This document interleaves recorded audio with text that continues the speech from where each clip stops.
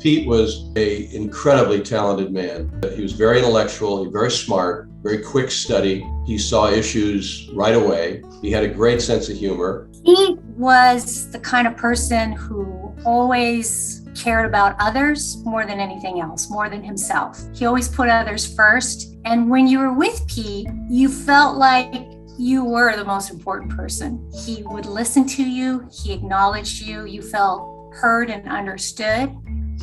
Pete's personality was a magnetic one that I think allowed him to connect and communicate with everyone, from his adversaries, his colleagues, clients, and judges.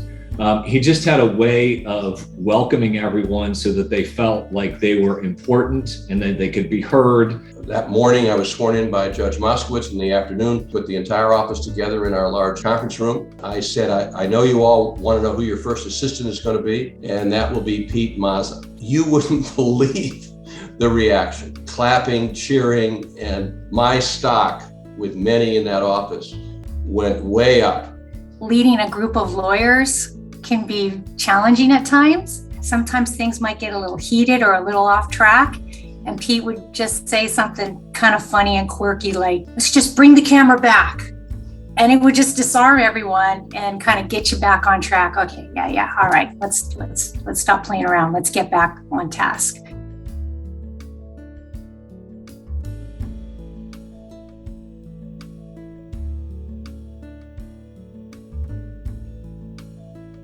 And then in terms of dealing with people, because he had such a great relationship with everybody, he could get everybody to talk to him and to trust him. So if it was interviewing a witness, they would be honest with him. If it was deposing somebody, an expert or somebody on the other side, they respected him and wanted to give him the information.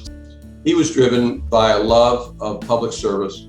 And I told him, you're going to be the COO of the office. You're going to be the chief operating officer. I'm going to deal with large scope issues, but the day-to-day process of running the office is going to be in your hands. He was very happy to come back to the government. And he did. He took a huge cut in pay. When there was a good result, which Pete always got a good result, it wasn't about his skills. It was these dedicated agents, these dedicated paralegals, this dedicated staff, the work of the jury.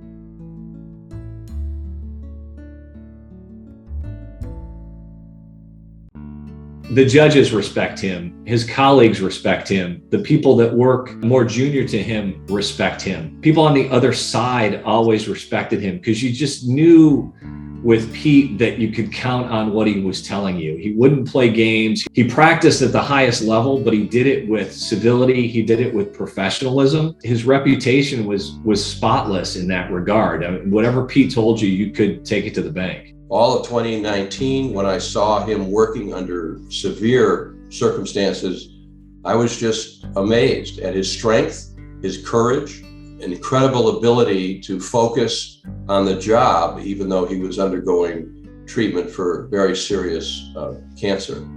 Pete's legacy was one of dedication to public service, but even more than that, it was joy in serving others.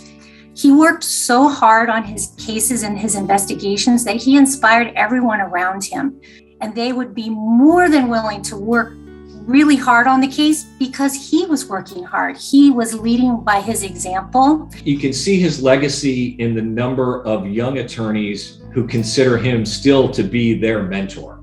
And he taught them how to practice at the highest level and how to do it with professionalism. We also see his legacy in the colleagues and partners who were pushed to be better attorneys, to be better advocates, to be better people within their family and husbands and fathers because of Pete's example. Pete deserves this so much. He is so respected. Anyone who came in contact with Pete, anyone who had a case with Pete, anyone who was hired by Pete, they will never forget it. I mean, he was one of those people who have had a significant impact on a lot of lawyers. He loved his work as a federal prosecutor.